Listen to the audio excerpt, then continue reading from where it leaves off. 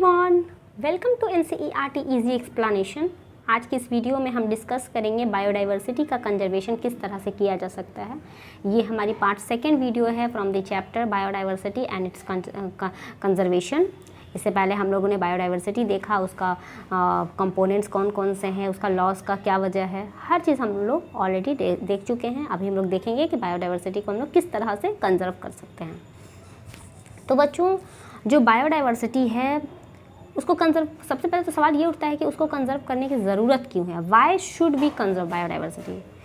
तो उसका जो रीज़न है वो ये है कि देयर आर मेनी रीज़न, बहुत सारे रीज़न्स हैं, लेकिन जो कुछ ऑब्वियस रीज़न है, मतलब बहुत ज़्यादा इंपॉर्टेंट रीज़न है, वो ये है कि they can be grouped into 3 category. 3 main reason है जिसकी वजह से आपको बायोडाइवर्सिटी को कंजर्व करना पड़ेगा। पहला है नैरोली यूटिलिटेरियन, दूसरा है ब्रॉडली यूटिलिटेरियन, तीसरा है एथिकल। ठीक है, सबसे पहले हम बात करेंगे नैरोली का।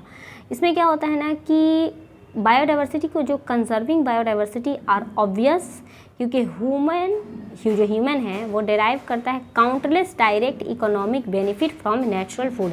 जैसे कि बायोडाइवर्सिटी को आपको इसलिए कंजर्व करना है क्योंकि जो ह्यूमन है वो डायरेक्ट बायोडाइवर्सिटी से मतलब फ़ायदा हासिल करता है, इकोनॉमिक बेनिफिट उसको मिलता है। नेचुरल फूड है, सीरियल्स है, या फिर जो भी फूड है, कंस्ट्रक्शन मटेरियल है, इंडस्ट्रियल फूड है, टैनिन है, ये सारी चीज़ें हमको बायोडाइवर्सिटी से ही तो मिलता है।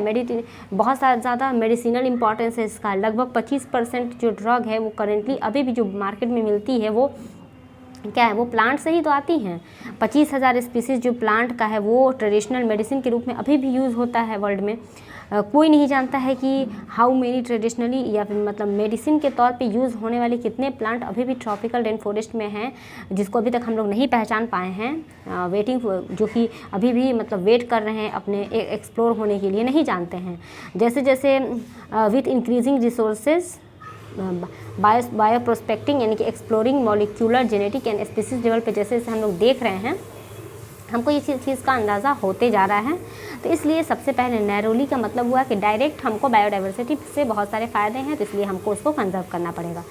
दूसरा है कि ब्रॉडली में किस चीज़ को देखा जाता है, तो ये इंपॉर्टेंट, ये मेजर रोल प्ले करता है। कैसे करता है, तो देखो बच्चों, इसका सबसे जो मेन रीज़न है कि जो अमेज़न रेन फॉरेस्ट जो पाया जाता है, अमेज़न रेन फॉरेस्ट जो है वहाँ पे फोटोसिंथेसिस सबसे ज़्यादा होता है, क्योंकि लगभग 20% जो टोटल ऑक्सीजन जो हमारे अर्थ पे पाया जाता है वो आपको अमेज़न रेन फॉरेस्ट से ही मिलता है। ठीक है, इसलिए भी हमको बायोडाइवर्सिटी को कंजर्व करना पड़ेगा। Can we put an economic value on this service.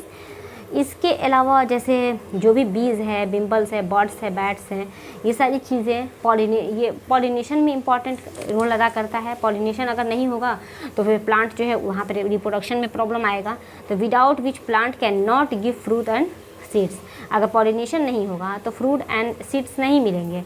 तो उसके लिए किसकी ज़रूरत है, ये बी का ज़रूरत है, बर्ड्स का ज़रूरत है। ठीक है, इसके अलावा अगर हम एथिकल की बात करें तो वो है कि बायोडाइवर्सिटी से conserving biodiversity relate to what we owe millions of plant. क्यों ज़रूरी है, तो एनिमल और माइक्रोब्स स्पीसीज जो अभी तक इस प्लैनेट पाए जाते हैं, अगर फिलॉसफी जैसे बायोडाइवर्सिटी से हमको हर चीज़ मिला, तो हमारा भी तो फ़र्ज़ है कि हम उसको सेफ़ रखें, उसको सिक्योर रखें, फिलॉसफीली या फिर स्पिरिचुअली हम उसको सेफ़ रखें, तो ये हमारा भी तो फ़र्ज़ है। तो उस तरह से भी अगर देखेंगे तो ये ज़रूरी है। इसके अलावा अगर हम बात करें कि हम लोग कंजर्व कर कैसे सकते हैं, कि हाउ, पहले तो था कि वाई, ज़रूरी क्यों है, तो इसलिए ज़रूरी है वो हम पढ़ चुके हैं। 3 लेवल पे ज़रूरी है, ऐसे तो बहुत लेवल है, 3 हम लोगों ने पढ़ा। कैसे कर सकते हैं, हाउ, वो हम लोग देखेंगे।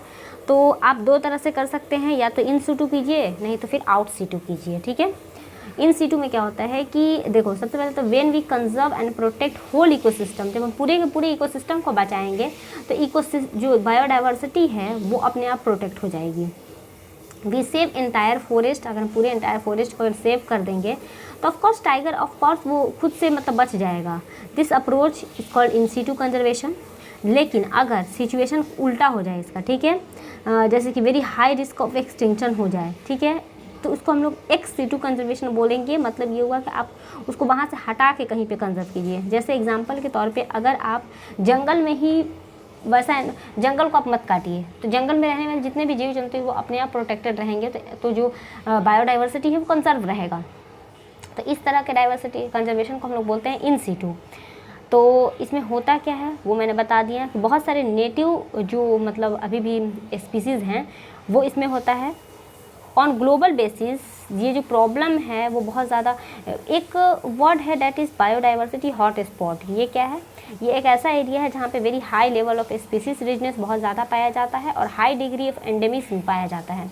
एंडेमिज्म का मतलब होता है कि species confined to that region not found anywhere, वैसा स्पीसीज जो कि सिर्फ उसी एरिया में पाया जाए और कहीं नहीं पाया जाए। ठीक है, इनिशियली जो बायोडाइवर्सिटी है 25 बायोडाइवर्सिटी हॉट स्पॉट पाया गया था, लेकिन धीरे धीरे करके 9 उसमें और बढ़ गया और अभी के टाइम पे लगभग 34 बायोडाइवर्सिटी पूरे वर्ल्ड में पाया जाता है।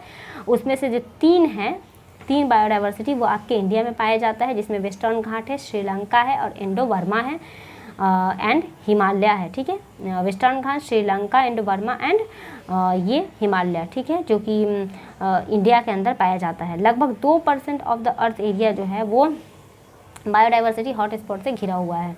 ठीक है, इसके अलावा अगर हम बात करें और इसका अगर एग्जांपल देखें तो लगभग extremely high and strict this hot spot reduce mass. Okay, India के अंदर अगर हम बात करें तो इकोलॉजिकली यूनिक है, बायोडाइवर्सिटी रिच रीजन है and legally protected as biosphere के रूप में।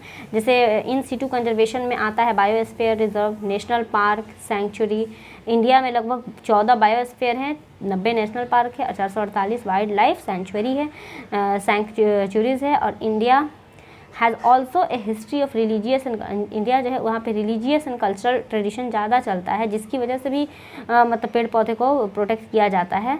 तो in many culture trades of forest were set, जैसे कि sacred group Khasi Jaintia hills in Meghalaya, Aravalli hills in Rajasthan, western Ghat region जो है वो कर्नाटका में है, महाराष्ट्र में है, और सरगुजा, चंदा एंड बस्तर एरिया जो कि मध्य प्रदेश में है। ये कुछ नाम है इन सिटू कंजर्वेशन में, आपको बस नाम याद रखना है।